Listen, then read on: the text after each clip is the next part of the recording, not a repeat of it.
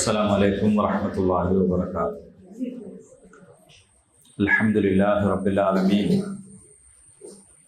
Salatu wassalamu ala rasulil ameen wa ala alihi wa sahbihi ajma'in. In uridu illa al-islaha mastata'tu wa ma tawfiqi illa billah. Alayhi tawakkaltu wa ilayhi unib. Rabbi shrah li sadri wa yassir li amri. واحلل عقدة من لساني يفقهوا قولي. أعوذ بالله من الشيطان الرجيم. بسم الله الرحمن الرحيم. ألف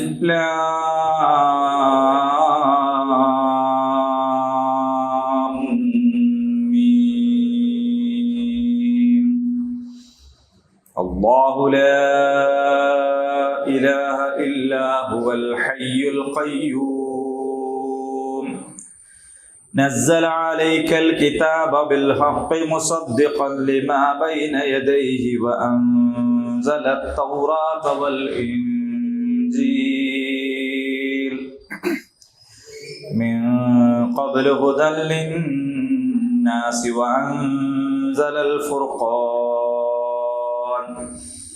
إن الذين كفروا بآيات الله لهم عذاب شديد والله عزيز ذو انتقام إن الله لا يخفى عليه شيء في الأرض ولا في السماء هو الذي يصوركم في الأرحام كيف يشاء لا إله إلا هو العزيز الحكيم. ഇത്രയുമാണ് ഇതുവരെ നമ്മൾ പഠിച്ചത് എന്ന് പറയില്ല നല്ലത്. അപ്പോൾ നമുക്കൊരു confidence ഉണ്ടാവുള്ളൂ അല്ലേ. നമ്മൾ എടുത്തത് എന്ന് പറയുമ്പോൾ നമ്മൾ അതിൽ നിന്ന് ഒഴിവായി പോകും. നമ്മൾ പഠിച്ചു അൽഹംദുലില്ലാഹ്. ഇനി നമുക്ക് അടുത്ത ആയത്തുകളിലേക്ക് പ്രവേശിക്കാം. എല്ലാവരും നന്നായിട്ട് ശ്രദ്ധിക്കുക. ഖുർആൻ നോക്കി തന്നെ പാരായണം ചെയ്യാൻ ശ്രദ്ധിക്കുക. ഹുവല്ലദീ അൻസല അലൈക്കൽ കിതാബ മിൻഹു ആയാതും മുഹ്കമാത് ആയാതും محكمات هن أم الكتاب وأخرى متشابهات والذي أنزل عليك الكتاب منه آيات محكمات هن أم الكتاب وأخرى متشابهات فأما الذين في قلوبهم زيغ فيتبعون ما تشابه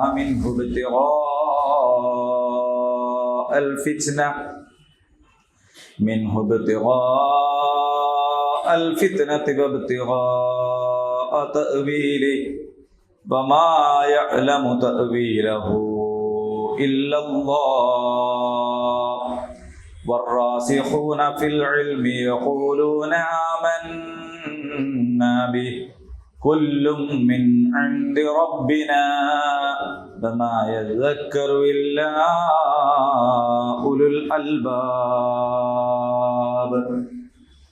ربنا لا تزغ قلوبنا بعد إذ هديتنا وهب لنا من لدنك رحمة إنك أنت الوهاب ربنا إنك جامع الناس ليوم لا ريب فيه إن الله لا يخلف الميعاد إن الذين كفروا لن تغني عنهم أموالهم ولا أولادهم من الله شيئا وأولئك هم وقود النار كدأب آل فرعون والذين من قبلهم كذبوا بآياتنا فأخذهم الله بذنوبهم والله شديد العقاب قل للذين كفروا ستغلبون وتحشرون إلى جهنم وبئس المهاد صدق الله العظيم. അത്ര മതി. ഇനി നമ്മൾ നേരെ വാക്കർത്ഥത്തിലേക്ക് പ്രവേശിക്കാം. ഹുവ അവൻ, അല്ലദീ ഹുവ അവൻ, അല്ലദീ അല്ലദീ എന്ന് പറഞ്ഞാൽ ഏതൊരുവൻ, യാതൊരുവൻ എന്ന് പറഞ്ഞാൽ പിന്നെ ഒറ്റക്ക് അർത്ഥം കിട്ടാത്ത ഒരു സംഗതിയാണ്. ഹുവ എന്താണ് ഹുവ എന്ന് വിശദീകരിക്കുകയാണ്. അല്ലദീ അൻസല ഇറക്കിയവൻ, അലൈക താങ്കൾക്ക്, അല മേൽക്ക നീ, അലൈക നിന്റെ മേൽ അഥവാ നിനക്ക് അല്ലെങ്കിൽ താങ്കൾക്ക്. അൽ കിതാബ്, കിതാബ് എന്ന് പറയുന്നത് അൽ കിതാബ്, ഈ പ്രത്യേകം നമുക്കറിയുന്ന ഈ പുസ്തകം, ദ ബുക്ക്. മിൻഹു അതിൽ, ആയാത്തുൻ ആയാത്ത്, ആയത്തിന്റെ ജംആണ് ആയാത്ത്. ആയത്ത് എന്ന് പറഞ്ഞാൽ അടയാളം, ചിഹ്നം, ദൃഷ്ടാന്തം, വാക്യം, സൂക്തം. ആയാത്ത് സൂക്തങ്ങൾ. മുഹ്കമാത്ത്, മുഹ്കമാത്ത് ഹിക്മത്തുള്ളത്. മുഹ്കമാത്ത് വ്യക്തമായ, ഗണ്യതമായ, കൃത്യതയുള്ള, വ്യക്തമായ എന്നർത്ഥം. ഹുന്ന, ഹും എന്ന് പറഞ്ഞാൽ അവർ, ഹുന്ന അവർ, രണ്ട് സ്ത്രീലിംഗമാണ്. ഇവിടെ സ്ത്രീലിംഗം വരാൻ കാരണം ആയാത്ത് എന്ന് പറയുന്നത് ജംആണ്. കുല്ലു ജംഉ മുഅന്നസ്, എല്ലാ ബഹുവചനവും സ്ത്രീലിംഗമാണ് എന്നൊരു നിയമമുണ്ട്. പിന്നെ അറബി ഭാഷയിൽ എല്ലാ ബഹുവചനവും സ്ത്രീലിംഗമാണ്. അപ്പൊ അങ്ങനെ വരുമ്പോൾ പിന്നെ ഇവിടെ എന്തു വന്നു? ഹുന്ന അവർ. ഉമ്മുൽ കിതാബ്, കിതാബിന്റെ ഉമ്മ. ഉമ്മ എന്ന് പറയുന്നത് അറബിയിലും മലയാളത്തിലുമൊക്കെ ഉമ്മ തന്നെയാണ്. ഉമ്മ, ഉമ്മ, ഉമ്മുൻ, ഉമ്മ, അബുൻ, ഉപ്പ എന്നൊക്കെ പണ്ട് മദ്രസയിൽ ചെറിയ ക്ലാസ്സിൽ പഠിച്ചിട്ടുണ്ടാവും. ഉമ്മ എന്ന് പറഞ്ഞാൽ എന്താണ്? സഖലത് മവാസീനുഹു ഫഹുവ ഫീ ഐശത്തിർ റാദിയ വഅമ്മാ മൻ ഖഫത് മവാസീനുഹു ഫഉമ്മുഹു ഹാവിയ. തുലാസിൽ കനം കുറയുന്ന ആളുകളെ സംബന്ധിച്ച്, കനം തൂങ്ങുന്ന ആളുകൾ സംതൃപ്തമായ ജീവിതത്തിലായിരിക്കും. കനം കുറയുന്ന ആളുകളുടെ സങ്കേതം ഹാവിയായിരിക്കും. വമാ അദ്റാക മാ ഹിയ, എന്താണ് ആ സാധനം? ഹാവിയ എന്ന് പറയുന്നത് നാറുൻ ഹാമിയ, കത്തിജ്വലിക്കുന്ന തീയാകുന്നു എന്ന് ഖുർആൻ. അപ്പൊ ഉമ്മ എന്ന് പറയുന്നത് സങ്കേതം. ഖുർആനിൽ തന്നെ പറഞ്ഞിട്ടുണ്ട് ഉമ്മുൽ ഖുറ. ഉമ്മുൽ ഖുറ, ഏതാണ് ഉമ്മുൽ ഖുറ? എവിടെയാണ് ഉമ്മുൽ ഖുറ? ഉമ്മുൽ ഖുറ, ഉമ്മുൽ ഖുറ പറയൂ. ഉമ്മുൽ ഖുറ വയനാട്ടിലാണെന്ന്. അതാ സ്ഥാപനത്തിന്റെ പേര്. അതിപ്പോ നമ്മളിപ്പോ പിന്നെ ഖദീജ എന്ന് പേരിടും. പക്ഷെ ഖദീജ ആരാന്ന് ചോദിച്ചാല് അല്ലേ, ഖദീജ റളിയല്ലാഹു അൻഹ അല്ലേ. അപ്പോ ഉമ്മുൽ ഖുറ എന്ന് പേരൊക്കെ ഇട്ടിട്ടുണ്ട്. ഉമ്മുൽ ഖുറ എന്ന് പറഞ്ഞത് മക്ക. മക്ക പരിശുദ്ധ ഖുർആനിൽ ഉമ്മുൽ ഖുറ എന്ന് പറയുന്നത് മക്കക്കാണ്. മക്കക്ക് എന്ന് പറഞ്ഞാൽ മക്കൾക്ക് എന്നല്ല, മക്ക എന്ന സ്ഥലത്തിനാണ്, ആ പ്രദേശം ഉമ്മുൽ ഖുറ. പിന്നെ മക്ക എന്നതിന് ഖുർആനിൽ പറഞ്ഞ വേറെ ഒരു പേര് ഇതിന്റെ കൂട്ടത്തില്, ഒന്നിപ്പോ ഇതിന്റെ ആയത്തുമായിട്ട് ബന്ധമുള്ളതല്ല, എന്നാലും പറയുമ്പല്ലേ അതൊക്കെ പറയാൻ പറ്റുള്ളൂ. വേറെ ഒരു പേര് നിങ്ങൾ പഠിച്ചു വെക്കണം. എന്താണ്? ബക്ക. എന്താണ്? ബക്ക. ബക്ക, മക്ക, ഉമ്മുൽ ഖുറ ഇതൊക്കെ എവിടെയാണ്? നമ്മുടെ കഅബ സ്ഥിതി ചെയ്യുന്ന സ്ഥലമാണ്.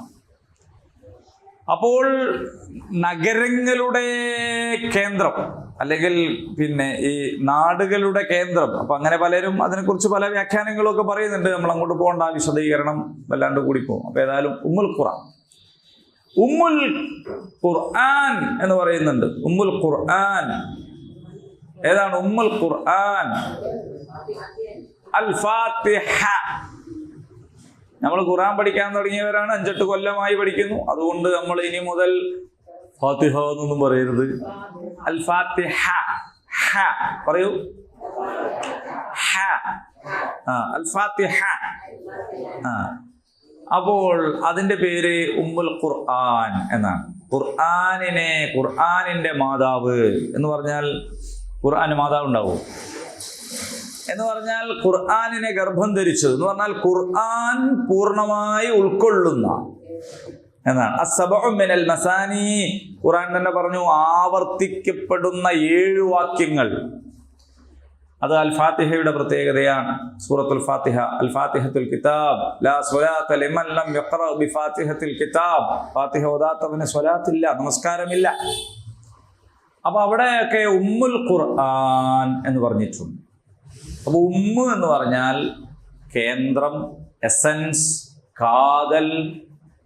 കാതൽ തമിഴിലുള്ള കാതലല്ല. തമിഴ് കാതൽ എന്ന് പറഞ്ഞാൽ സ്നേഹം എന്നാണ്. നമ്മൾ മലയാളത്തിൽ പറയില്ലേ നല്ല കാതലുള്ള മരമാണെന്നൊക്കെ പറയുന്ന ആ കാതലുണ്ടല്ലോ, അതിനെയാണ് ഉമ്മ. ഉമ്മുൽ കിതാബ്, ഈ കിതാബിന്റെ കാതൽ എന്താണ്? മുഹ്കമാത്താണ്. മറ്റു ചിലത് മുതശാബിഹാത്ത്, സ്പഷ്ടമല്ലാത്തതാണ്, അല്ലെങ്കിൽ തെളിച്ചു പറഞ്ഞിട്ടില്ലാത്തതാണ്, അവ്യക്തമായതാണ്, സാദൃശ്യമായതാണ്.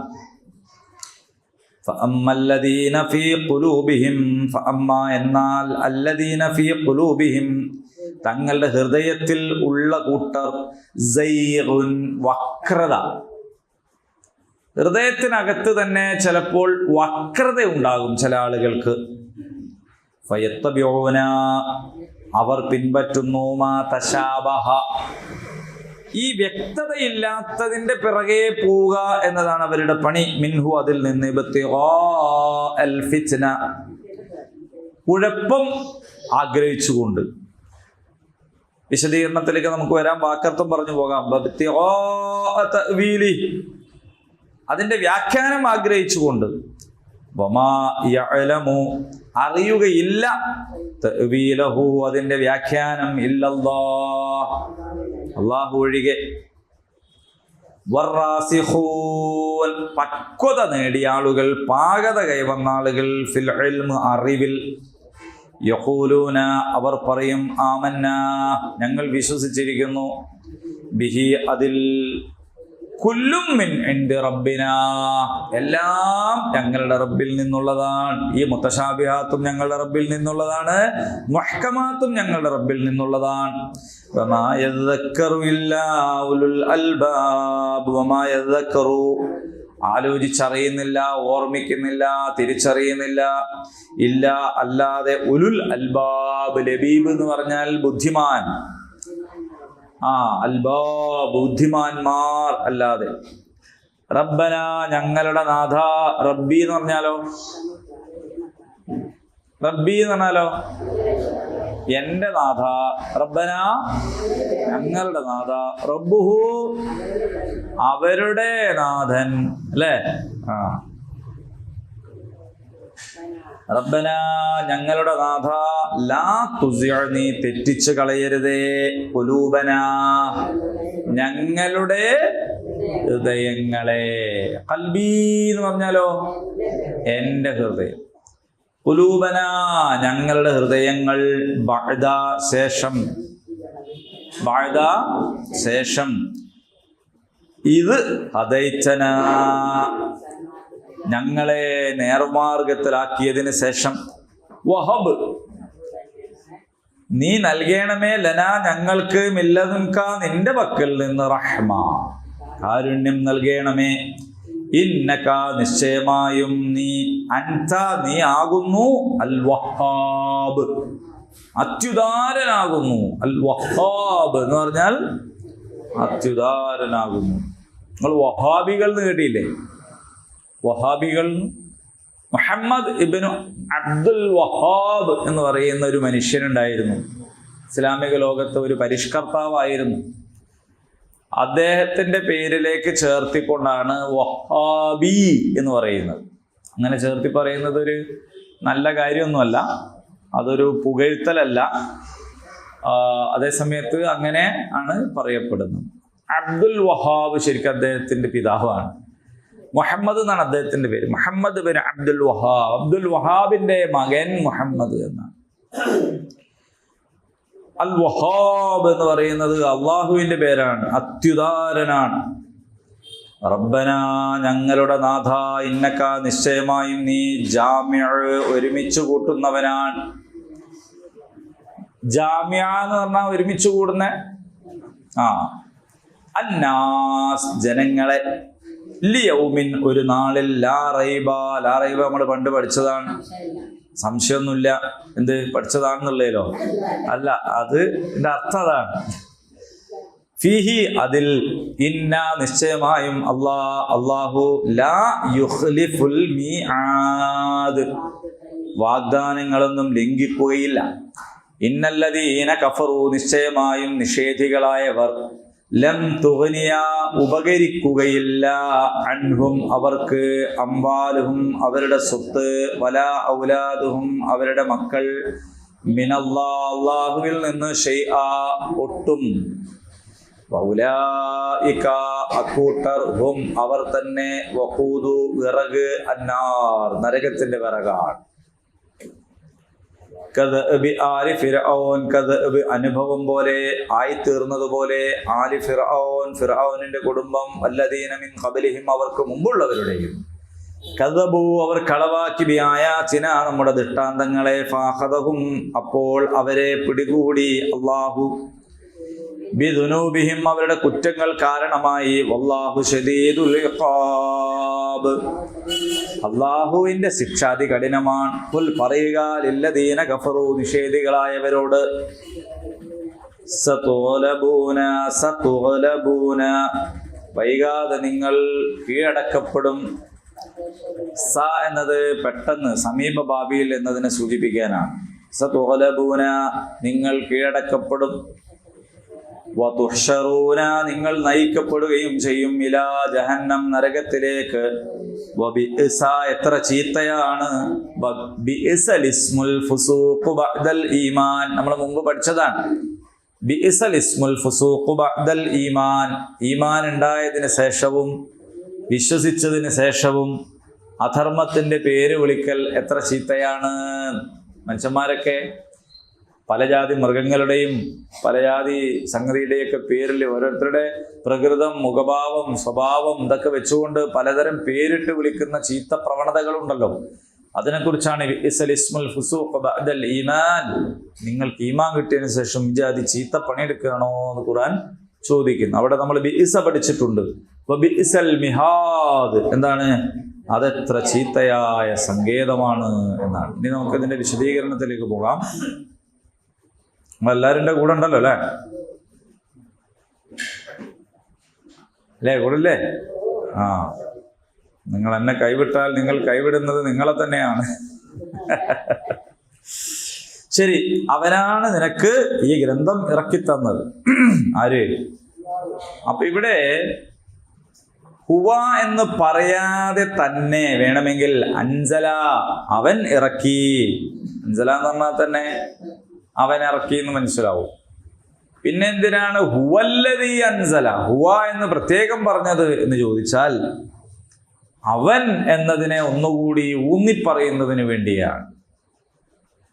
അവനാണ് അടിച്ചത് എന്ന് പറയില്ലേ, അവനാണ് പോയത്, അവനാണ് പറഞ്ഞത് എന്ന് പറയുമ്പോൾ, അവൻ പറഞ്ഞു എന്ന് പറയുന്നതും അവനാണ് പറഞ്ഞത് എന്ന് പറയുന്നതും തമ്മിൽ വ്യത്യാസമുണ്ടോ?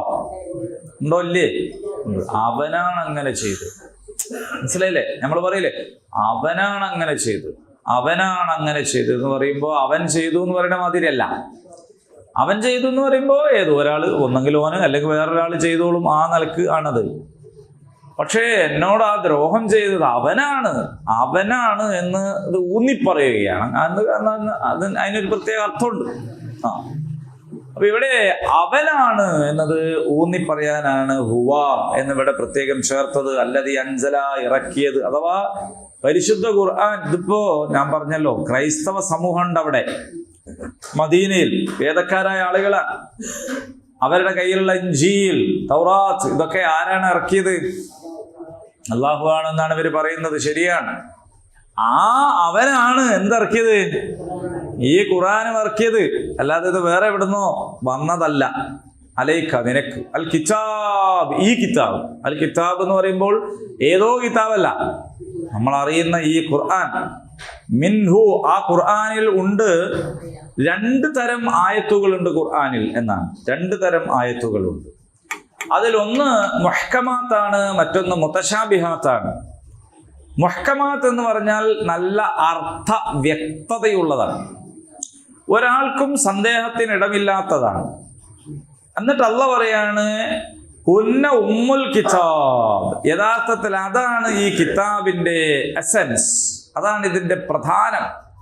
ഖുർആനിന്റെ ഏറ്റവും പ്രധാനമായ അതിന്റെ മജ്ജ, അതിന്റെ കേന്ദ്രം, അതിന്റെ എസൻസ്, അതിന്റെ ഏറ്റവും ശ്രദ്ധേയമായ അതിന്റെ എന്ന് പറയുന്നത് എന്താണെന്ന് ചോദിച്ചാൽ മുഹ്കമാത്താണ്.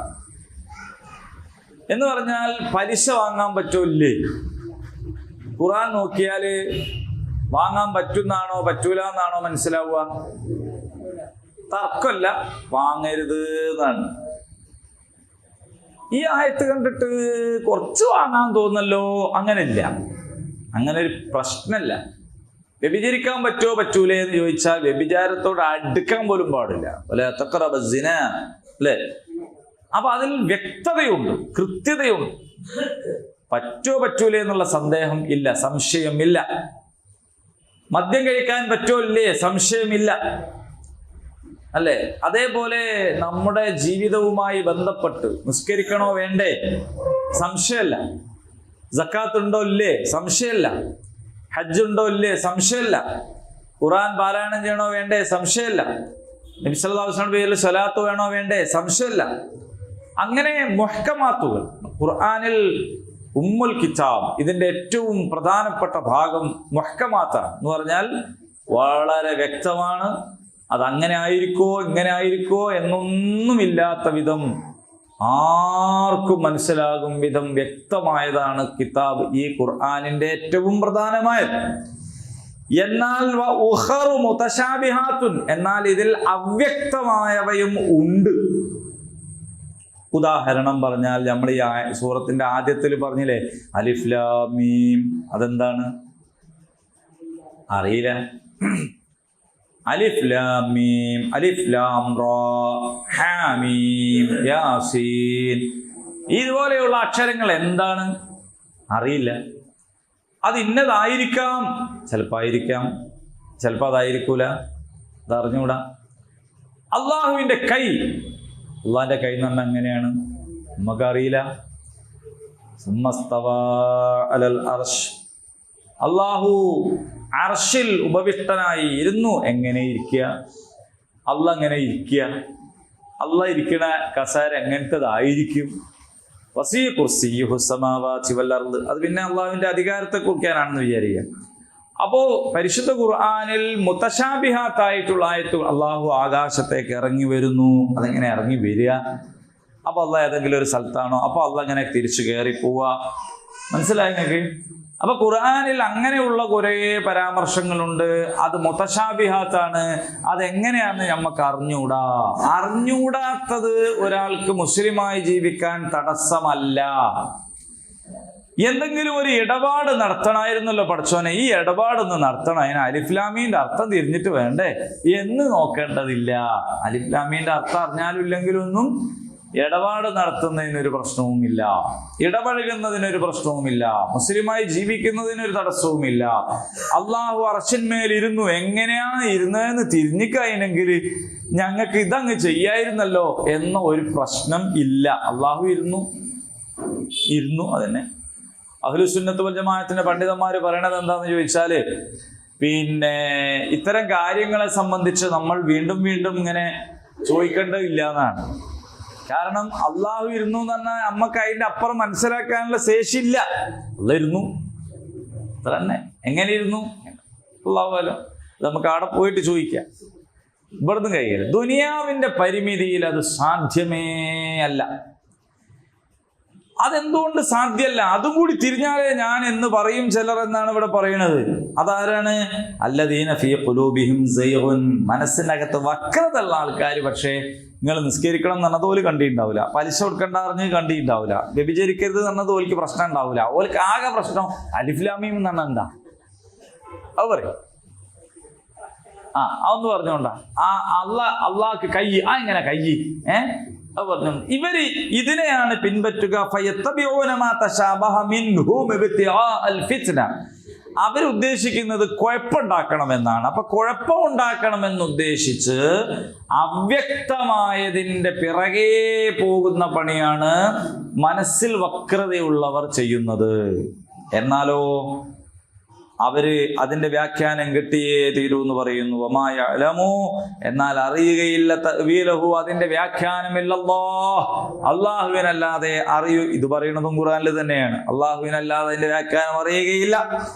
എന്നാൽ അറിവിൽ പക്വത പ്രാപിച്ച ആൾക്കാരുണ്ട്. അറിവിൽ പക്വത പാലിക്കുക അതൊരു സംഗതിയാണ്.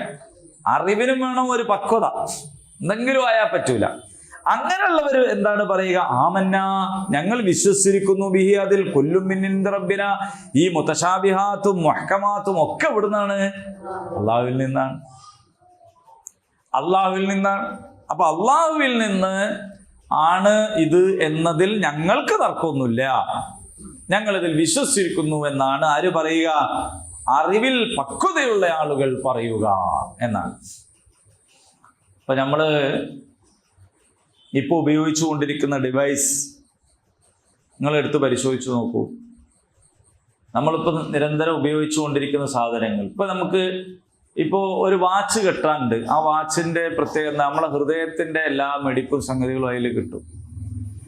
അത് കുറച്ചും കൂടി അഡ്വാൻസ്ഡ് ആയിട്ട് ഇപ്പൊ എന്തായിട്ടുണ്ടെന്ന് ചോദിച്ചാൽ, നമ്മൾ ഡോക്ടർക്ക് പോകാനായിട്ടുണ്ടെങ്കിൽ അതിൽ അലാറം അടിക്കും, നമ്മളുടെ പൾസ് താളം തെറ്റിയിരിക്കുന്നു, അത് ഗുരുതര സാഹചര്യത്തിലേക്ക് പ്രവേശിച്ചിരിക്കുന്നു, കാർഡിയാക് അറസ്റ്റിലേക്ക് നീങ്ങുകയാണ് എന്നുള്ളത് മെസ്സേജും വരും, അലാറും അടിക്കും.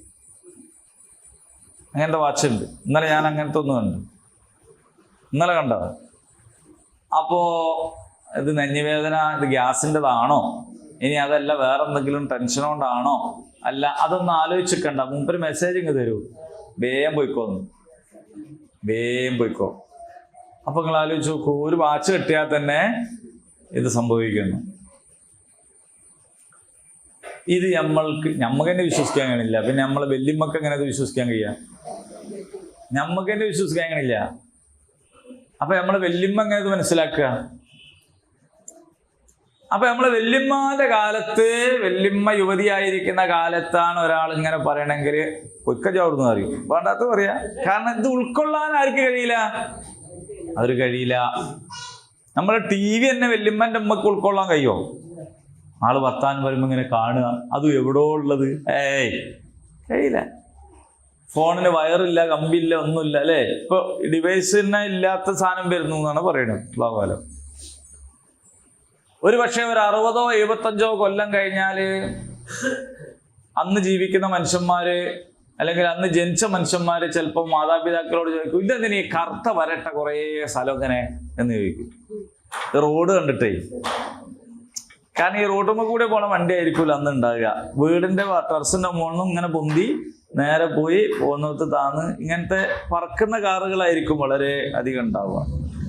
അപ്പൊ എന്തിനാണ് ഈ കാളകൾ ഇങ്ങനെ ബുദ്ധിമുട്ടിക്കുന്നത്? കാളന്റെ കഴുത്തിൽ വടി കെട്ടിയിട്ട് ഇങ്ങനെ ഉരുട്ടിക്കൊണ്ടുപോകണത് എന്ന് കാളവണ്ടി കാണുന്ന ഒരു കുട്ടി ഇന്ന് ചോദിക്കും, എന്തിനാ ഈ കാളകൾ ഇങ്ങനെ ഇടങ്ങാറാക്കുന്നത്? ഒരു വണ്ടി എടുത്ത് പോയാൽ പോരെ, ഈ കാളനെ സ്വീപ്പാക്കേണ്ടിയിരുന്നോ എന്ന് ചോദിക്കും. കാരണം എന്താ വെച്ചാൽ കാളവണ്ടി എന്തായിരുന്നു എന്ന് കാളവണ്ടി യുഗത്തിൽ മനസ്സിലാക്കിയ ഇത് കാണുമ്പോൾ ഇപ്പോൾ ഉള്ളവർക്ക് അത്ഭുതം തോന്നുകയാണ്. പക്ഷെ കാളവണ്ടി യുഗത്തിലുള്ള ഒരാളോട് നമ്മള് ഇന്ന് പോയിക്കൊണ്ടിരിക്കുന്ന വാഹനങ്ങളെ കുറിച്ച് പറഞ്ഞാൽ അവർക്കത് ഉൾക്കൊള്ളാൻ കഴിയില്ല. മനുഷ്യന്റെ ബുദ്ധിയും ഉൾക്കൊള്ളാനുള്ള ശേഷിയും വളരെ പരിമിതമാണ്. ഈ ദുനിയാവിൽ തന്നെ അങ്ങനെയാണ്. ഇന്നലെ എന്നോട് ഒരാൾ പറഞ്ഞു, ഞാൻ ഈ കവറിലുള്ള സാധനം കാണിച്ചാൽ നിങ്ങളെ ജീവിതത്തിൽ ഇത് കണ്ടിട്ടുണ്ടാവില്ല. ഞാൻ പറഞ്ഞു കവർ തുറക്കി എന്നിട്ട് നോക്കാന്ന്. അങ്ങനെയല്ലേ പറയാൻ പറ്റും. അപ്പൊ കവർ തുറക്കുമ്പോൾ ശരിയാ, ഞാനത് ഇതുവരെ കണ്ടില്ലേനും. എന്താ കാര്യം എന്ന് വെച്ചാൽ ഈ പേസ് മേക്കർ ഇല്ലേ ഇതിൻ്റെ ഉള്ളിൽ വെക്കണേ. അപ്പൊ അത് മരിച്ചതിന്റെ ശേഷം ആളെ അടുത്തുനിന്ന് അതിങ്ങ് എടുത്തിട്ട് ഉള്ളതാണ്, അത് കവറിലാക്കി. അപ്പൊ 4 ദിവസം മുമ്പ് മരിച്ചു പോയ ഒരാളതാണത്. അപ്പൊ ഇതും കൊണ്ടാണ് ഇദ്ദേഹം ഇത്രയും കാലം എന്തായത് ഈ പമ്പ് ചെയ്തത്. അതിൽ ബാറ്ററി തീരൊക്കെ ചെയ്യും. ബാറ്ററി തീർന്നാൽ പിന്നെ എടുത്തിട്ട് ബാറ്ററി ഇട്ട് രണ്ടാമതും കൂടെ തന്നെ സെറ്റ് ചെയ്തു. അപ്പൊ നമ്മളെ ഹൃദയം ഡിം ഡിം ഡിം എന്നാണ്. ഈ സാധനമൊക്കെ മുമ്പ് പറഞ്ഞാൽ വിശ്വസിക്കോ? ഇല്ല. അപ്പൊ ദുനിയാവിൽ തന്നെ കുറഞ്ഞ കാലം കൊണ്ട് ഉൾക്കൊള്ളാൻ കഴിയാത്ത കാര്യങ്ങളാണ് അടുത്ത കാലത്തുണ്ടാകുന്നത്. തൊട്ടടുത്ത കാലത്തുണ്ടാകുന്നത് അത്രയും ഉൾക്കൊള്ളാൻ കഴിയാത്ത കാര്യങ്ങളാണ്. എങ്കിൽ പിന്നെ ദുനിയാവിന്റെ മൊത്തം കാര്യങ്ങൾ കഴിഞ്ഞ് പരലോകത്ത് നടക്കുന്ന കാര്യങ്ങളെ കുറിച്ച് നമുക്ക് ഉൾക്കൊള്ളാൻ കഴിയോ? നമുക്ക് ഉൾക്കൊള്ളാൻ കഴിയില്ലല്ലോ. ഒരു വസ്തുവിന്റെ പേര് പറഞ്ഞാൽ നമുക്ക് അനുഭവമുള്ള ഒരു സാധനമാണെങ്കിലേ നമുക്ക് മനസ്സിലാവുള്ളൂ. കുന്താപ്പി ബുസ്രോട്ടോ എന്ന് പറഞ്ഞാൽ നമുക്ക് മനസ്സിലാവൂല. കാരണം നമ്മളെ ജീവിതത്തിൽ അതിൽ അനുഭവം ഇല്ല.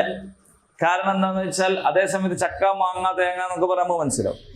അതുകൊണ്ടാണ് സ്വർഗത്തിലുള്ള പഴങ്ങളെ കുറിച്ച് പോലും പറഞ്ഞത് നമുക്ക് പരിചയമുള്ള പദങ്ങൾ ആണ്. മുന്തിരി, റുമാൻ എന്നൊക്കെ പറഞ്ഞിട്ട് അതിനേക്കാൾ മെച്ചപ്പെട്ടതാണ് കിട്ടുമെന്ന് പറഞ്ഞു. അല്ലാതെ എന്തോ ഒരു പേരങ്ങ് പറഞ്ഞാൽ നമുക്ക് മനസ്സിലാവില്ല അതെങ്ങനെയാണ്. അവിടെ പോയാൽ ചിലപ്പോൾ തിന്നാനും തോന്നൂല. അത് കേട്ട് പരിചയമില്ലാത്തൊരു സാധനമാണല്ലോ. അപ്പോ നമുക്കുള്ള പരിമിതിയുണ്ട്. അപ്പൊ ഇതിന്റെ അർത്ഥം തിരിഞ്ഞേ പറ്റൂ. അതെങ്ങനെയാന്ന് മനസ്സിലായേ പറ്റൂ എന്ന് പറഞ്ഞിട്ട് കാര്യമില്ല. ചില ആളുകൾ വലിയ തത്വം ചോദിക്കും പോലെ, ഭയങ്കരമായ ചോദ്യം പോലെയൊക്കെ ചില ചോദ്യങ്ങൾ ചോദിക്കും.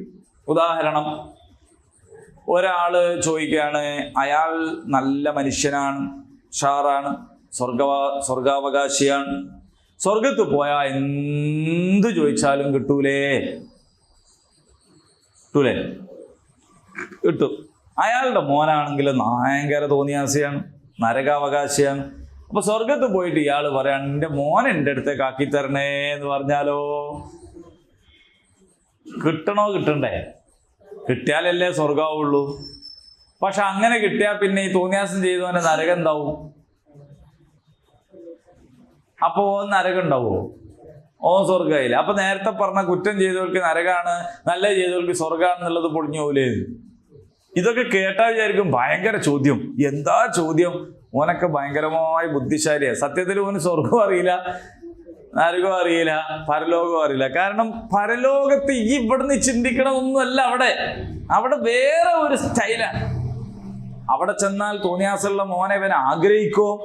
ഇനി ആഗ്രഹിച്ചാൽ തന്നെ അള്ളാഹു സുബ്ഹാനഹു വ തആല അതിനെ നടപ്പിലാക്കി കൊടുക്കാൻ നമ്മളടുത്തുള്ള മാതിരിയുള്ള ഇടപാടാണോ അള്ളാഹിന്റെ അടുത്തുള്ളത്? ഒരു പെണ്ണും ആണും നല്ല സുഖമായിട്ട് ഇവിടെ ജീവിക്കുക, ഭാര്യ ഭർത്താക്കന്മാർ, വളരെ സന്തോഷം, വളരെ റാഹത്ത്. അങ്ങനെ ഇരിക്കെ ഭർത്താവ് മരിച്ചുപോയി, ആ പെണ്ണിന് വേറൊരാൾ കല്യാണം കഴിച്ച് അവരും നല്ല റാഹത്തിലും സ്നേഹത്തിലും ജീവിക്കുകയാണ്. സ്വർഗത്തിലെത്തിയാൽ ഈ പെണ്ണ് ആരുടെ ഭാര്യയായിരിക്കും?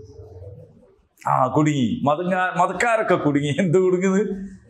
നീ മനസ്സിലാക്കുന്നത് പോലെ അള്ളാഹു എന്ന് പറയുന്നത് പരിമിതമായ എന്തോ ഒന്നും കെടുത്താൽ മറ്റേതങ്ങ് തീർന്നു പോകുന്ന നിന്റെ കഥയെ നിനക്കറിയുള്ളൂ.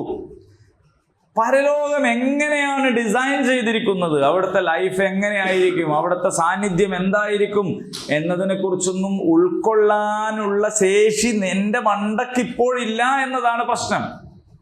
അതാണ് പ്രശ്നം. അപ്പൊ ചുമരിന്റെ മുകളിൽ ഇങ്ങനെ വലിയൊരു മനുഷ്യന്റെ കോലം വരച്ചിട്ട് അള്ളാഹ്ക്ക് കണ്ണുണ്ടോ? ഇല്ല. മായ്ച്ചു. കാതുണ്ടോ? മായ്ച്ചു. കൈയുണ്ടോ? മായ്ച്ചു. അങ്ങനെ ഫുള്ള് മായ്ച്ചപ്പോ അള്ളാഹുണ്ടോ? വെച്ചില്ല. അപ്പൊ എന്താ കാരണം? നീ അള്ളാഹു എന്നതിനെ കാണുന്നത് നിന്നെപ്പോലെ ഒന്നാണെന്ന് വിചാരിച്ചിട്ടാണ്. അത് വേറൊരു സംഭവമാണ്. അപ്പോൾ നിന്റെ ബുദ്ധിക്ക് പരിമിതിയുണ്ട്. കാഴ്ചക്ക് പരിമിതിയുള്ളതുപോലെ ഒരു കൈ വെച്ചാ പിന്നെ അപ്പുറത്തുള്ളത് കാണൂല, കാതിൽ ചെവി മഞ്ഞ് വെച്ചാ പിന്നൊന്നും കേൾക്കൂല. ചിലർക്ക് കഞ്ഞി വെച്ചില്ലേ തന്നെ കേൾക്കൂല. വെറുതെ ഇങ്ങനെ ഇരിക്കുന്നുണ്ടാവുള്ളൂ, ഒന്നും കേട്ടിട്ടുണ്ടാവൂല. അപ്പോ അതിനൊക്കെ പരിമിതിയുണ്ട്. നടക്കുന്നതിന് പരിമിതിയുണ്ട്, അല്ലേ? ചൂട് സഹിക്കുന്നതിന് പരിമിതിയുണ്ട്, തണുപ്പ് സഹിക്കുന്നതിന് പരിമിതിയുണ്ട്. അത് ഓവറായി ശബ്ദം കേൾക്കുന്നതിന് പരിമിതിയുണ്ട്. ശബ്ദം ഓവറായ ആള് മരിച്ചു. ഭയങ്കര സംഭവം. അപ്പൊ ഇതുപോലെ ബുദ്ധിക്ക് പരിമിതിയുണ്ട്, നിനക്ക് മനസ്സിലാക്കാനുള്ള ശേഷിക്ക് പരിമിതിയുണ്ട്. അപ്പൊ ഖുർആൻ നമ്മളെ പഠിപ്പിക്കുകയാണ്, നിനക്ക് പരിമിതിയുണ്ട് എന്ന് നീ അംഗീകരിക്കണം. അപ്പൊ അതുകൊണ്ട് മുഹ്കമാത്തുകൾ നീ ശ്രദ്ധിക്കുക. നീ ബുദ്ധിയുള്ളവനാണെങ്കിൽ മുതശാബിഹാത്തിന്റെ പിന്നാലെ പോകേണ്ടതില്ല. കാരണം അത് മനസ്സിൽ വക്രതയുള്ളവരുടെ പണിയാണ്. എന്നിട്ട് അള്ളാഹുവിനോട് പ്രാർത്ഥിക്കുകയാണ്, റബ്ബനാ ലാ തുസിഗ് ഖുലൂബനാ. ഈ ഖൽബ് എന്ന് പറയുന്നത് ഇങ്ങനെ മാറി മാറി മാറിക്കൊണ്ടിരിക്കുന്ന ഒരു സംഗതിയാണ്. അപ്പൊ എല്ലാവരും ജനിക്കുന്നത് മുസ്ലിമായിട്ടാണ് എന്ന് പറഞ്ഞാൽ അള്ളാഹുവിന് കീഴ്പ്പെടുന്ന അവസ്ഥയിലല്ലാതെ ആരും ജനിക്കുന്നില്ല. എത്ര കൊടിയ കാഫിറിന്റെ മോനും ജനിക്കുന്നത് യൂലദു അലൽ ഫിത്ര, ഏറ്റവും നല്ല പ്രകൃതത്തിലാണ്, ശുദ്ധ പ്രകൃതത്തിലാണ്. ഏത് കൊടും കാഫിറിന്റെ മോനും റസൂലുള്ളാഹി പഠിപ്പിച്ചു, കുല്ലു മൗലൂദി യൂലദു അലൽ ഫിത്ര, ഏറ്റവും ശുദ്ധ പ്രകൃതിയിലാണ് ജനിക്കുന്നത്. മുസ്ലിമായിട്ടല്ലാണ്ട് ആരും ജനിക്കുന്നില്ല. പിന്നീട് അവൻ വഴിതെറ്റിക്കപ്പെടുകയാണ് ചെയ്യുന്നത്. പക്ഷേ മുസ്ലിമായി ജനിച്ചു, മുസ്ലിമായി ജീവിച്ചു, കാഫിറായിട്ട് മരിച്ചു പോകുന്ന അവസ്ഥ അത്യന്തം ദയനീയമായ ഒരവസ്ഥയാണ്. കാരണം അവന്റെ പരിണിതി പിന്നെന്തായിരിക്കും? നരകമായിരിക്കും. അപ്പോൾ ഹിദായത്ത് എന്ന് പറയുന്നത് വലിയൊരു സംഗതിയാണ്. ഇപ്പൊ നമ്മള് അല്ലാഹു എന്ന് പറയുമ്പോൾ നമ്മളെ മനസ്സിൽ തെളിഞ്ഞു വരുന്ന ഒരു വികാരം അല്ല ഇതര മതസമൂഹത്തിൽപ്പെട്ടവരുടെ മനസ്സിൽ തെളിഞ്ഞു വരിക. പരലോകം എന്ന് പറയുമ്പോൾ, ഖബർ, ബർസഖ് ജീവിതം എന്ന് പറയുമ്പോൾ ഒക്കെ നമ്മുടെ മനസ്സിൽ തെളിഞ്ഞു വരുന്ന ഒരു ചിത്രമുണ്ട്. നമ്മൾക്ക് കിട്ടിയ സംഗതികളൊക്കെ എഴുതി വെച്ച് എഴുതി വെച്ച് നോക്കിയാൽ കിട്ടാത്തതായിക്ക് തോന്നുന്നുണ്ടാകുക, എഴുതിയൊക്കെ അങ്ങനെ നമുക്ക് അതിലാണ് ശ്രദ്ധ എന്നുള്ളത് കൊണ്ടാണ്. അപ്പൊ നമ്മളിങ്ങനെ ഒരുപാട് പരാതികൾ, ആവലാതികൾ, പഠിച്ചോനെ എനിക്ക് അതില്ല, ഇതില്ല, മറ്റേത് മറിച്ച് ഒന്നുമില്ല, സങ്കടപ്പെട്ട് ജീവിക്കുകയാണ്. ഞാൻ ആലോചിച്ച് നോക്കൂ, നമുക്ക് കിട്ടിയ ഹിദായത്ത് എന്ന് പറയുന്ന ഒരൊറ്റ സംഗതി ബാക്കി എല്ലാത്തിനെയും അപ്രസക്തമാക്കി കളയുന്നതാണ്. കാരണം അതൊരു മനസ്സിന്റെ ഒരു സംഗതിയാണല്ലോ. ഖൽബൊന്ന് ചെറുതായിട്ട് ഒന്ന് ഇളകിപ്പോയാൽ പിന്നെന്താവും? പിന്നെ സംശയം തന്നെയാണ്.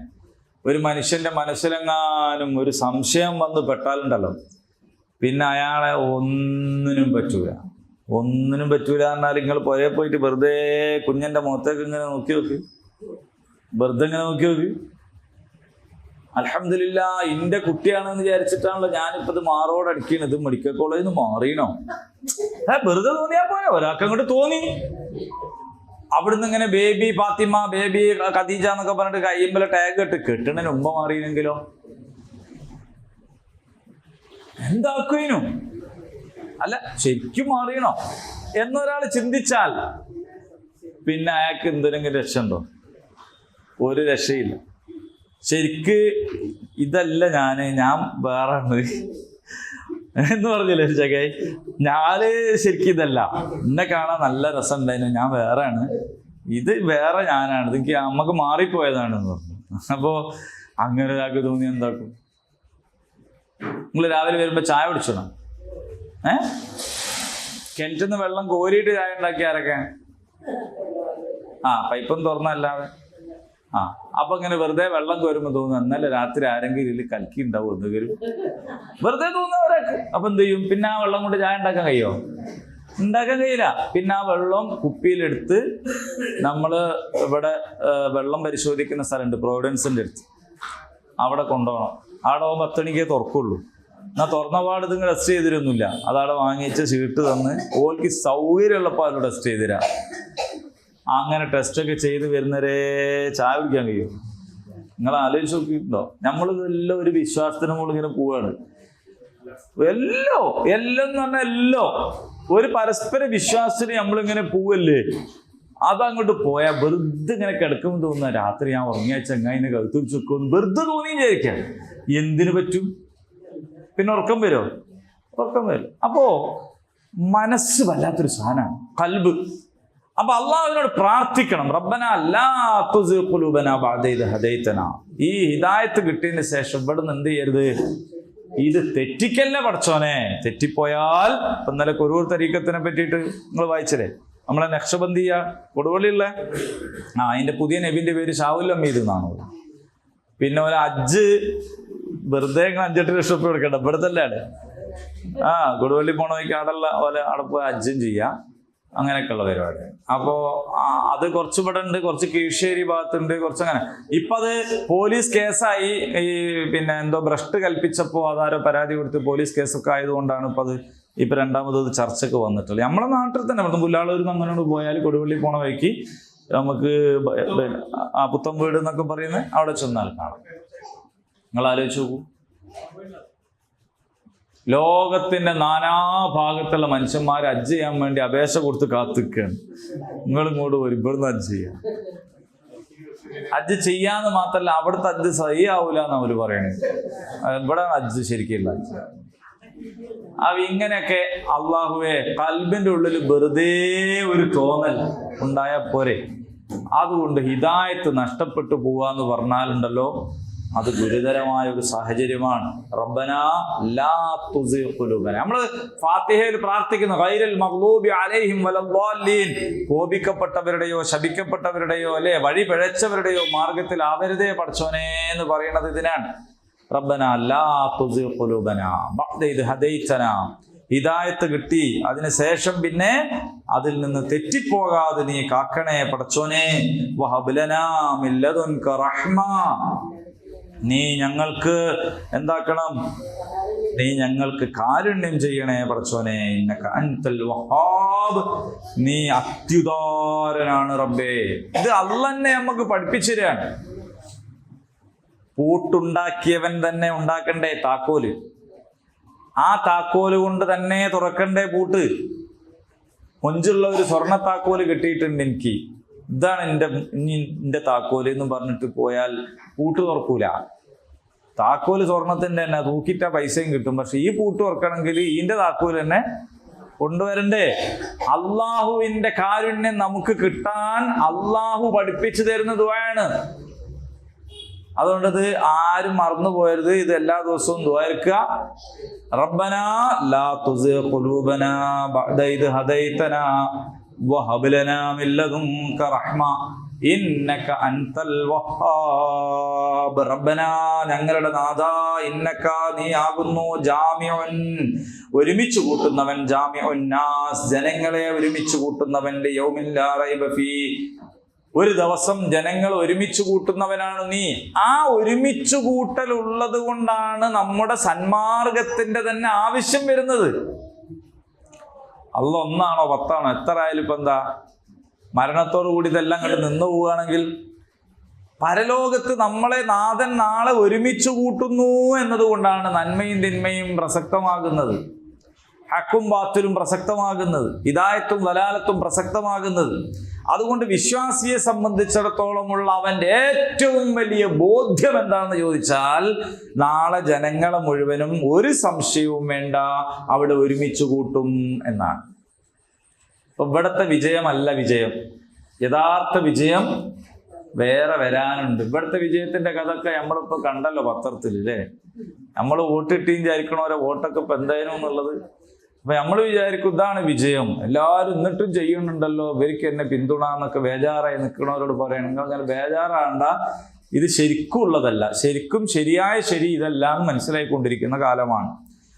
അള്ളാഹുവിന്റെ കോടതിയിൽ സകല ജനങ്ങളെയും ഒരുമിച്ച് കൂട്ടുന്ന ഒരു നാൾ വരാനുണ്ട്. ഇതാണ് മർമ്മം. ഇന്നല്ലാഹ ലാ യുഖ്ലിഫുൽ മിആദ്, നിശ്ചയമായിട്ടും അള്ളാഹു വാഗ്ദത്തം ലംഘിക്കുകയില്ല. പടച്ചോനൊരു സംഗതി വാഗ്ദത്തം ചെയ്താൽ അത് ലംഘിക്കുന്നവനല്ല, അത് തീർച്ചയായിട്ടും എന്താക്കും, അള്ളാഹു പൂർത്തീകരിക്കും. അപ്പൊ നമ്മുടെ ജീവിതത്തിന്റെ ദിശ നിർണയിക്കുന്നതും ബാലൻസ് ചെയ്യിക്കുന്നതുമെല്ലാം ഈ ഒരു അടിസ്ഥാനത്തിലാണ്. നാളെ അള്ളാഹു നമ്മളെ എല്ലാവരെയും ഒരുമിച്ച് കൂട്ടും. നമ്മൾ സാധാരണ പഴയ ഭാഷയിൽ മഹ്ശറ വൻസഭ എന്നൊക്കെ പറയാറുണ്ട് അല്ലേ. എല്ലാവരും ഒരുമിച്ച് കൂട്ടപ്പെടുന്ന ഒരു സദസ്സ്. ഇപ്പൊ ഈ കുറഞ്ഞ ആൾക്കാർ ഇരിക്കുന്ന ഇവിടെ തന്നെ ഒരു മനുഷ്യനെ ഇവിടെ കൊണ്ടുവന്നിട്ട് അയാളെ വൈബെല്ലാം കൂടി പറഞ്ഞാലോ, അയാൾക്ക് പറയാൻ ഇഷ്ടമല്ലാത്ത അയാളുടെ ജീവിതത്തിലെ ന്യൂനതകളെല്ലാം കൂടി പറഞ്ഞാൽ എങ്ങനെ ഉണ്ടാവും? അയാൾ മാനം കെട്ടു. അതിനേക്കാളും നല്ല അയാളെ അടിക്കലാണ് അല്ലേ. അയാൾ അടിക്കുന്നതാണ് അയാൾ ഇഷ്ടപ്പെടുക, അയാളുടെ മോശത്തരം നാലാളുടെ പറയുന്നതിനേക്കാൾ. അപ്പൊ ഒരാളുടെ മുമ്പിൽ പറഞ്ഞാൽ തന്നെ മാനക്കേട്, ഒരു സദസ്സിന് മുമ്പിൽ പറഞ്ഞാൽ അതിലേറെ മാനക്കേട്. ലോകത്ത് ആദം നബി മുതൽ അന്ത്യനാളിൻ്റെ അന്ന് വരെ ജനിച്ച മൊത്തം ആൾക്കാരുള്ള ഒരു സദസ്സിൽ നമ്മളെങ്ങനെ സ്ക്രീനിൽ കാണിക്കുകയാണ് വിചാരിച്ചു. പണ്ടാണെങ്കിൽ നമ്മൾക്ക് വിചാരിക്കാനോ ഇത്രയും തോന്നെ ആൾക്കാരുടെ ഇടയിൽ ഇപ്പോൾ ഇത് പറഞ്ഞാൽ എല്ലാവരും കേൾക്കുന്നില്ല എന്നൊക്കെ. പക്ഷെ ഇപ്പം അതൊക്കെ മാറിയില്ലേ. ഇപ്പം സ്ക്രീന് വന്നില്ലേ. ആ സ്ക്രീൻ ഇപ്പോൾ എല്ലാവർക്കും കൂടി ഒരു സ്ക്രീൻ ആക്കണ്ട. ചില ഫ്ലൈറ്റിലൊക്കെ കയറിയാൽ ഓരോ സീറ്റിലും ഉണ്ടാവും TV അല്ലേ, ഓരോ സീറ്റിലും സ്ക്രീനാണ്. ഇതുപോലെ എല്ലാവരുടെ കയ്യിലും സ്ക്രീൻ ഉണ്ടാവുന്ന ഒരവസ്ഥയിൽ ലോകത്തുള്ള മുഴുവൻ ആളുകളെയും അങ്ങനെ കാണിച്ചാൽ എങ്ങനെ ഉണ്ടാവും? കുറേ നേരമൊന്നും കാണിക്കാൻ വേണ്ട, 3 മിനിറ്റ് കൊണ്ട് തന്നെ വലിയ വലിയ സംഗതികൾ കാണിക്കുന്ന റീൽസാണ് ഇപ്പോൾ കുട്ടികളുടെ കയ്യിലുള്ളത്. ഇത്ര പെട്ടെന്ന് എന്തും കാണിക്കാൻ പറ്റുന്നൊരു കാലമാണ്. മഹ്ശറ എന്ന് പറയുന്ന വൻസഭയിൽ നമുക്ക് കണക്കാക്കാൻ പറ്റാത്തത്രയും കാലം നിൽക്കുമ്പോൾ ഒരു മനുഷ്യൻ മാനം കെട്ടു പോവുക എന്ന് പറയുന്നത് വല്ലാത്തൊരവസ്ഥയാണ്. അപ്പൊ അതുകൊണ്ട് ജനങ്ങളെ ഒരുമിച്ച് കൂട്ടുന്നവനാണ് നീ എന്ന ബോധം നമ്മളെ നേർവഴിക്ക് നയിക്കാൻ കരുത്തുള്ളതാണ്. അള്ളാഹ് കാണും എന്ന വിചാരം ഉണ്ടാവും. ആൾക്കാർ കാണേ, ആൾക്കാർ കണ്ടില്ലെങ്കിലാവാം എന്നാണ് അതിൻ്റെ അകത്ത് ഒളിഞ്ഞിരിക്കുന്നത്. ആൾക്കാർ കണ്ടാലും കണ്ടില്ലെങ്കിലും ആര് കാണും? അള്ളാഹു കാണും. ഇന്നല്ലദീന കഫറൂ, എന്നാൽ നിഷേധികളായ ആളുകൾ ലൻ തുഗ്നിയ അൻഹും, അവർക്ക് ഉപകരിക്കുകയില്ല, അംവാലുഹും, അവരുടെ സ്വത്ത്. ഇവിടെ ബ്ലഡ് മണി നൽകിയാൽ കൈച്ചലാവാൻ പറ്റും പല കേസും അല്ലേ, അല്ലെങ്കിൽ പൈസ കൊടുത്ത് നല്ല വക്കീലിനെ വെച്ചാൽ കേസിന് അതിജയിക്കാൻ പറ്റും. ഈ പോയി കേസ് കൊടുത്തോന്ന് പറയുന്നത് അതുകൊണ്ടാണ്. ഞാൻ നോക്കിക്കോളാം, കോടതിയിൽ കാണാം എന്ന് പറഞ്ഞാൽ നല്ല വക്കീലിനെ വെച്ചാൽ അതൊക്കെ മറികടക്കും. ആളുകളെ കൊന്നു എന്ന് നീ ആരോപിക്കുകയാണ് അല്ലേ, ശരിക്കും വെട്ടി നുറുക്കി കൊന്നവരെ രക്ഷപ്പെടുന്നു. അപ്പൊ എനിക്ക് അത് പ്രശ്നമല്ല, പണമുണ്ട്. ഇനി അതല്ലെങ്കിൽ ഔലാദ്, നല്ല സന്താനങ്ങളുണ്ട്, 10-15 അപ്പുറത്തും നിന്ന് പ്രതിരോധിക്കാനുണ്ട്. ആരടാ എനിക്ക് എന്നെ തല്ലാൻ അല്ലേ? മക്കളുണ്ട്, സ്വത്തുണ്ട്. ഇതുകൊണ്ടൊക്കെ ദുനിയാവിൽ പലതും നേടാൻ കഴിയും, പലതിനെയും തടുത്തു വെക്കാൻ കഴിയും. അള്ളാഹു പറയുകയാണ്, ലൻ തുഗ്നി അൻഹും അംവാലുഹും വലാ ഔലാദുഹും മിനല്ലാഹി ശൈആ. അള്ളാഹു തആലയിൽ നിന്ന് എന്തെങ്കിലും ഒരു അടര്, അതാണ് ഷൈഅ്, ഒരിത്തിരി കുഞ്ഞൻ കാര്യം പോലും വന്നാൽ അതിനെ തടുക്കാൻ നിന്റെ പണത്തിനും നിന്റെ സന്താനങ്ങൾക്കും സാധ്യമല്ല. മേഘവിസ്ഫോടനം എവിടെ? എന്താ ഇപ്പൊ സംഭവം? നമ്മളിങ്ങനെ മേലോട്ട് നോക്കുമ്പോൾ കറുത്തിരുണ്ട മഴമേഘങ്ങൾ ഇങ്ങനെ പഞ്ഞിക്കെട്ട് പോലെ അങ്ങോട്ടും ഇങ്ങോട്ടും പോണത് കാണാം. എന്തൊരു കൂളായിട്ടാണ് ഇതിങ്ങനെ പോണത്, അങ്ങോട്ട് പോണ് ഇങ്ങോട്ട്.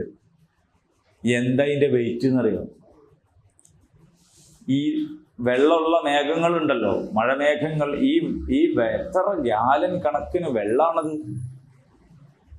അതിനെ അള്ളാഹു താഴേക്ക് എത്തിക്കുന്ന രീതിയോ നൂലായിട്ട് ഷവർ തുറന്നു വെച്ച പോലെ ഇങ്ങനെ നമ്മൾ മേല് കൊണ്ടാൽ നല്ല സുഖം കിട്ടുന്ന മഴ നനഞ്ഞ കവിതകൾ എത്രയുണ്ട്. ഈ മഴ അങ്ങനെ നൂലൊന്നല്ലാണ്ട് ആയിട്ടങ്ങ് വീണാലോ എന്താ കഥ? നമ്മൾ പറയില്ല, കാരണം നമ്മളതിൻ്റെ അടിയിലായിപ്പോയി പിന്നെ പറയാൻ നമ്മളുണ്ടാവില്ലല്ലോ. ദൂരത്തുള്ളവർ പറയും കക്കോടിയിൽ മേഘവിസ്ഫോടനം. ഒരു വാർത്ത കഴിഞ്ഞ് നിങ്ങളുണ്ടാക്കിയ ഒരു കോൺക്രീറ്റിനും നിങ്ങളെ രക്ഷപ്പെടുത്താൻ കഴിയില്ല. നിങ്ങളുണ്ടാക്കിയ ഒരു പാലത്തിൻ്റെ അടിയിൽ പോയി ഒളിച്ചിട്ടും കാര്യമില്ല. അത് പപ്പടം പൊടിഞ്ഞ മാതിരി ഒടിഞ്ഞു പോകും. തടുക്കാനാവൂല കേട്ടോ മക്കളെ. നിങ്ങളെ പൈസ കൊണ്ടും കഴിയൂല, മക്കളെ കൊണ്ടും കഴിയൂല. സൂറത്തു സജദ വെള്ളിയാഴ്ച സുബൈക്ക് ഓതുന്ന ഒരു സൂറത്താണ്. അതിൽ അള്ളാഹു പറയുന്നുണ്ട്, നിങ്ങൾ വലിയ വലിയ ശിക്ഷകൾ, ദൂനൽ അദാബിൽ അദ്നാ, നിങ്ങളെ വലിയ വലിയ ശിക്ഷകൾ ആസ്വദിപ്പിക്കുന്നതിന് മുമ്പ് ചെറിയ ചെറിയ ശിക്ഷകൾ ആസ്വദിപ്പിക്കുന്നു എന്ന് പറഞ്ഞാൽ ഇങ്ങനെയൊക്കെ വരാനുണ്ട് എന്നുള്ളതിനെ കുറിച്ചിട്ട് ബോധം ഉണ്ടാവാൻ കൂടി വേണ്ടിയാണത്. അങ്ങനെ അല്ലാഹു തആല ഒരു സംഗതി, ഒരു പ്രദേശത്തെ നശിപ്പിക്കാൻ തീരുമാനിച്ചാൽ ഇതിപ്പം നാശമെന്നല്ല കേട്ടോ. അപ്പം അതിൻ്റെ അർത്ഥം അത് ശിക്ഷയെന്നൊന്നും അതിന് മനസ്സിലാക്കി പോകരുത്. പക്ഷെ ശിക്ഷയാണെങ്കിൽ ഇങ്ങനെ ഇറങ്ങുന്നതിനെ രക്ഷിക്കാൻ നിങ്ങളെ സമ്പത്തിനും സന്താനങ്ങൾക്കും കഴിയില്ല. മനസ്സിലാകും. അപ്പോൾ നിലവിലുള്ള ഒരു ഘടനയിൽ ഒരു ചെറിയ ഒരു നമ്മൾ ജീവിച്ചിരിക്കുക എത്ര ഇടിമിന്നൽ നമ്മൾ കണ്ടു, എത്ര ഇടിമിന്നൽ നമ്മൾ കണ്ടു. നമ്മളെ മുറ്റത്ത് വന്ന് എത്ര എണ്ണം പൊട്ടി. നമ്മളതിൻ്റെയൊക്കെ ശേഷം ജീവിക്കുന്നു അല്ലേ? പക്ഷെ ഇടിമിന്നലേറ്റ് എത്രയോ പേർ മരണപ്പെട്ടില്ലേ? മരണപ്പെട്ടു. അപ്പൊ നമ്മളതിൽ പെടാതെ ഇരുന്നത് നമ്മളടുത്ത് എന്തെങ്കിലും ഒരു കവചം ഉണ്ടായത് കൊണ്ടല്ല. ഇത് നിങ്ങൾ മനസ്സിലാക്കണം എന്നാണ് അള്ളാഹു പറയുന്നത്. നിങ്ങളുടെ സമ്പത്തിനോ സന്താനങ്ങൾക്കോ അള്ളാഹുവിൽ നിന്നുള്ള ശിക്ഷയിൽ നിന്ന് നിങ്ങളെ തടയാനാവില്ല. നിങ്ങൾ വലിയ ശുജായികളാണ്, നിങ്ങൾക്ക് ഒരുപാട് ഡെസിഗ്നേഷൻ ഉണ്ട്, പദവിയുണ്ട്, സ്ഥാനമുണ്ട്, സംഭവമൊക്കെയാണ്. പക്ഷേ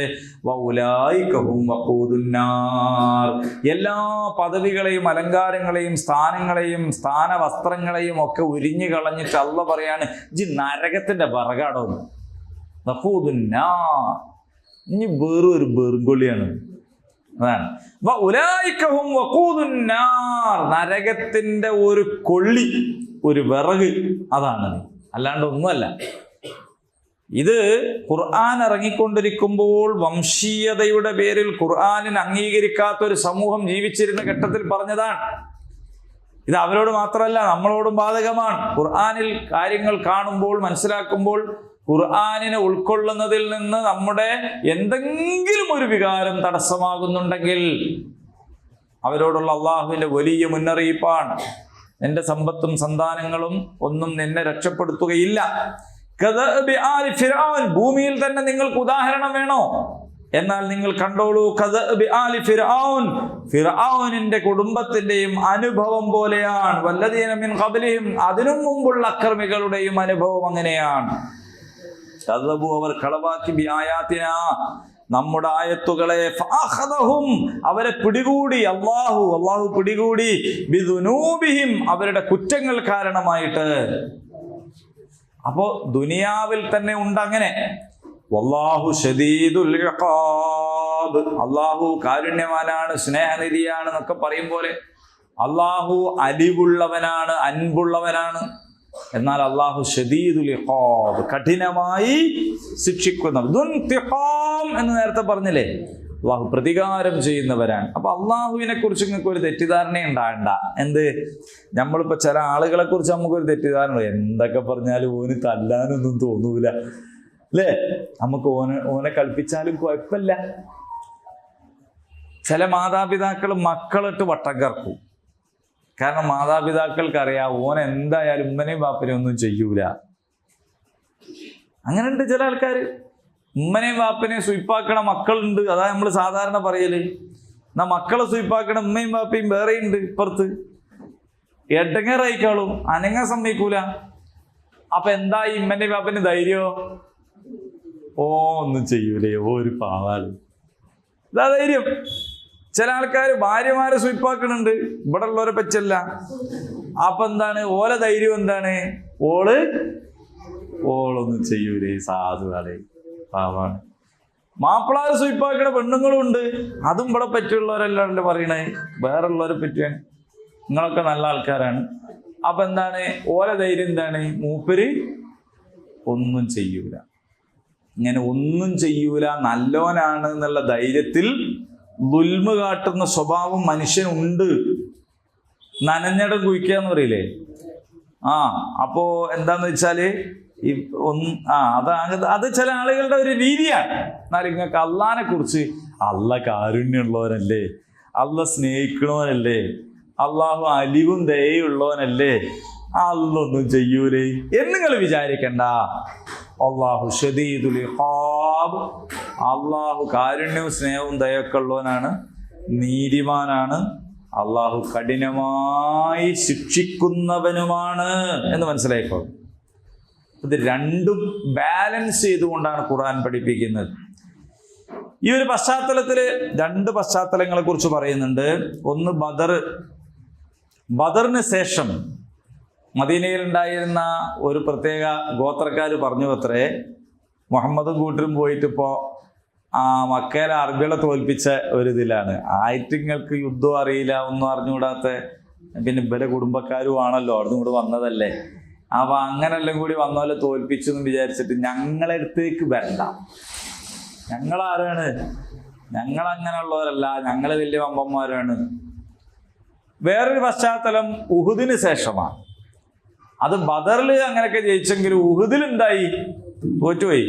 ബദറിൽ ജയിച്ചപ്പോൾ ഞങ്ങൾക്ക് ചെറിയൊരു ഡൗട്ട് ഉണ്ടായിരുന്നു, ഇയാൾ നബിനെ അയക്കുമെന്ന്. കാരണം കുറഞ്ഞ സൈന്യത്തെ കൊണ്ട് വലിയ സൈന്യത്തെ ഇവിടെ ഇപ്പൊ എന്താ ഇപ്പൊ ഞങ്ങൾക്ക് മനസ്സിലായി ഇത് നബിയൊന്നുമല്ല, തോറ്റല്ലോ. അള്ളാഹ് പറയാണ്, ഖുൽ പറയുക, ലില്ലദീന കഫറു നിഷേധികളായവരോട് പറയുക. എന്താണ് പറയേണ്ടത്? സതുഗ്ലബൂന, തീർച്ച, ഈ സാ എന്ന് പറഞ്ഞാൽ അധികം വൈകാതെ ഏറ്റവും അടുത്ത്, സതുഗ്ലബൂന, നിങ്ങൾ കീഴടക്കപ്പെടും, വതുഹ്ശറൂന, നിങ്ങൾ എന്താക്കും? നയിക്കപ്പെടും, ഇലാ ജഹന്നം, നിങ്ങൾ അടുത്ത് തന്നെ എന്താകുന്നുണ്ട്? കീഴടക്കപ്പെടാൻ പോവാണ്. നിങ്ങൾ വമ്പത്തരൊന്നും പറയണ്ട, നിങ്ങളെ തൊടാൻ പറ്റൂല എന്ന് ആര് പറഞ്ഞു? അതുകൊണ്ട് നിങ്ങൾ അടുത്ത് തന്നെ കീഴടക്കപ്പെടും, നിങ്ങൾ അടുത്തു തന്നെ കീഴടക്കപ്പെടും, നിങ്ങൾ നരകത്തിലേക്ക് നയിക്കപ്പെടും. വബിഇസൽ മിഹാദ്, അതെത്ര ചീത്തയായ താവളമാണ്. അപ്പൊ ഞങ്ങളെ പിടികൂടൂല, ഞങ്ങൾ ഇങ്ങ് രക്ഷപ്പെട്ടു പോകും, ഞങ്ങൾ ലോകത്തിന്റെ അങ്ങനെ അങ്ങനെ ഒന്നും വിചാരിക്കണ്ട. മനസ്സിലായോ? നിങ്ങൾ അടുത്തു തന്നെ കീഴടക്കപ്പെടും. നിങ്ങൾ ദുനിയാവിൽ വെച്ച് കീഴടക്കപ്പെടുക എന്നത് മാത്രമല്ല, നിങ്ങൾ നരകത്തിലേക്ക് നയിക്കപ്പെടുകയും ചെയ്യാൻ പോവുകയാണ്. വബിഇസൽ മിഹാദ്, അതെത്ര ചീത്തയായ താവളമാണ്. നിഷേധികളോട് പറഞ്ഞേക്ക്, നിഷേധികളെ, നിങ്ങൾ എന്നെ ഇവിടെ അടിച്ചാൽ ഞാൻ ഇതും കൂടി കാണിച്ചു തരാം എന്നല്ല. അങ്ങനെ കാണിച്ചു കൊടുക്കണ പരിപാടിയൊന്നുമില്ല. ഏറ്റവും നല്ല രീതിയിലാണ് പ്രതിരോധിക്കേണ്ടത്. ന്യായം വേണം, യുക്തി വേണം, സാമുദായികത ഉണ്ടാവാൻ പാടില്ല, വർഗീയത ഉണ്ടാവാൻ പാടില്ല, സ്വേച്ഛ ഉണ്ടാവാൻ പാടില്ല. സ്വേച്ഛക്ക് വേണ്ടിയിട്ട് ചെയ്യാൻ പാടില്ല. യുദ്ധത്തിൽ പോലും സ്വാർത്ഥത ഉണ്ടാവാൻ പാടില്ല എന്നാണ്, അല്ലേ? നമ്മൾ കേട്ടിട്ടില്ലേ? ഒരുപാട് നേരത്തെ ഏറ്റുമുട്ടലിന് ശേഷം ശത്രുവിനെ കീഴടക്കി കുന്തം കൊണ്ട് ഇങ്ങനെ കുത്താൻ പോകുമ്പോഴാണ് അയാൾ മുഖത്തേക്ക് തുപ്പിയത്. ആര്? ശത്രു. ആ കുത്താൻ പോയ കുന്തം തിരിച്ചളഞ്ഞു, കുത്തിയില്ല. എന്തേ ഇങ്ങനെ ഇത്ര നല്ല ചാൻസ് ചെയ്യാത്തെന്ന് വെച്ചു പറഞ്ഞാൽ, ഞാൻ അള്ളാഹുവിന്റെ ദീനിന് വേണ്ടിയാണ് അതുവരെ പോരാടി. ഓനെ തുപ്പിയപ്പോൾ എനിക്ക് ഓനോട് ദേഷ്യം പിടിച്ചു. പിന്നത്തെ എൻ്റെ കുത്ത് ഇന്നെ തുപ്പിയനാവും. നിങ്ങൾ ആലോചിച്ച് നോക്കൂ, ഇതിൻ്റെയൊക്കെ ഒരു സംഗതി എത്രത്തോളം. നേരെ തിരിച്ചാണ് ഇവിടെ ഉണ്ടാകുക. നമുക്ക് ഒരുത്തിനോട് ദേഷ്യമുണ്ട്, ഓൻ എന്തോ ഒരു കുരുത്തക്കേട് ഒപ്പിച്ചാൽ പിന്നെ നമ്മൾ എന്ത് ചെയ്യൂല? ഓനോടില്ല. ആ ദേഷ്യം മുഴുവനും വെച്ചിട്ടേക്കും പിന്നെ ഓനെതിരെ സംസാരിക്കുക. ഇവിടെ അങ്ങനല്ല. ഇവിടെ അതാണ് സ്വന്തം ഇച്ഛ, അതിനു വേണ്ടി ആവാൻ പാടില്ല നിങ്ങളുടെ പ്രതികാരങ്ങൾ, നിങ്ങളുടെ ഇടപെടലുകൾ. നിങ്ങളോടൊരു കൂട്ടർക്ക്, കഴിഞ്ഞ ആഴ്ച ഞാൻ ആ ആയത്ത് പറഞ്ഞല്ലോ, അപ്പൊ മാഷ് പറഞ്ഞു പാർലമെന്റിൽ അത് എഴുതി വെച്ചിട്ടുണ്ട് എന്ന് പറഞ്ഞാൽ, നിങ്ങളോടൊരു കൂട്ടർക്ക് ദേഷ്യം ഉണ്ടായാൽ നിങ്ങൾ അവരോട് അനീതി കാണിക്കാൻ പാടില്ല. ദേഷ്യം ഉണ്ട് എന്നുള്ളതിന്റെ ഒരു ദേഷ്യമുണ്ട്, അത് വേറെ കാര്യം. അനീതി കാണിക്കാൻ പാടില്ല. ഇത് ഭയങ്കര സംഭവമല്ലേ? നിങ്ങൾ പിടികൂടപ്പെടും, യാതൊരു സംശയവും വേണ്ട. നിങ്ങൾ കീഴടക്കപ്പെടും, സംശയം വേണ്ട. നിങ്ങൾ നരകത്തിലേക്ക് നയിക്കപ്പെടും. ഇതൊന്നും എന്നോടെന്തോ ചെയ്തതിന്റെ പേരിലല്ല, നിങ്ങളുടെ തന്നെ പ്രവർത്തനങ്ങളുടെ ഫലമായിട്ടാണ്. ഇനി നമുക്ക് ഇൻഷാ അല്ലാഹ് ബദറുമായി ബന്ധപ്പെട്ട ചില ഗുണപാഠങ്ങളിലേക്ക് കൂടി പോകാനുണ്ട്. അടുത്ത ആഴ്ച നമുക്കതിലേക്ക് പ്രവേശിക്കാം. അള്ളാഹു തൗഫീഖ് ചെയ്യുമാറാകട്ടെ. 12 ആയത്തുകൾ നമ്മൾ എടുത്തു കഴിഞ്ഞു. പുതിയ അധ്യായം തുടങ്ങിയതിന് ശേഷം സൂറ ആൽ ഇംറാനിലെ 12 ആയത്തുകൾ നമ്മൾ പഠിച്ചു. നിങ്ങൾ പോയിട്ട് പരിശോധിച്ച് നോക്കുക, തഫ്സീറുകൾ കിട്ടുന്നത് വായിക്കുക. അതിൽ ഏത് തഫ്സീറാണോ നിങ്ങൾക്ക് കിട്ടുന്നത് അത് വായിച്ചു നോക്കുക. അതിലെന്തെങ്കിലും പോയിന്റുകൾ ഉണ്ടെങ്കിൽ കണ്ടെത്തുക. കയ്യിലൊരു ചെറിയ ബുക്ക് ഉണ്ടെങ്കിൽ നോട്ട് ചെയ്ത് വെക്കുക, അല്ലെങ്കിൽ നോട്ട് പാഡോ നമ്മളെ ഫോണിലോ ഒക്കെ അതിനുള്ള സംവിധാനമുണ്ട്. എന്നിട്ട് നമ്മളത് കുറച്ചുകൂടി ആഴത്തിലും വ്യക്തതയിലും പഠിക്കാൻ ശ്രമിക്കുക. അള്ളാഹു ഹിദായത്ത് നൽകി അനുഗ്രഹിച്ചവരിൽ നമ്മെല്ലാവരെയും ഉൾപ്പെടുത്തി അനുഗ്രഹിക്കുമാറാകട്ടെ. ഹിദായത്ത് ലഭിക്കാത്ത നിർഭാഗ്യവാന്മാരിൽ നിന്ന് അള്ളാഹു നമ്മളെ കാത്തു രക്ഷിക്കുമാറാകട്ടെ. ഇന്നത്തെ മരണവാർത്ത നിങ്ങൾ അറിഞ്ഞിട്ടുണ്ടാകും. വടക്കേക്കാരാട്ട് അബ്ദുറഹ്മാൻ എന്ന വ്യക്തി, അള്ളാഹു അദ്ദേഹത്തിന് മഗ്ഫിറത്തും മർഹമത്തും നൽകി അനുഗ്രഹിക്കുമാറാകട്ടെ. റഹ്മാനായ റബ്ബ്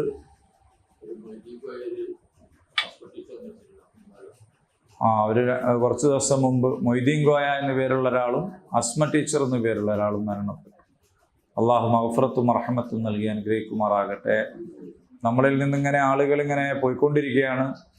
അവർക്കിനി പ്രവർത്തിക്കാൻ കഴിയില്ല. അവർക്ക് പ്രതിഫലം മാത്രമാണ് പ്രതീക്ഷ.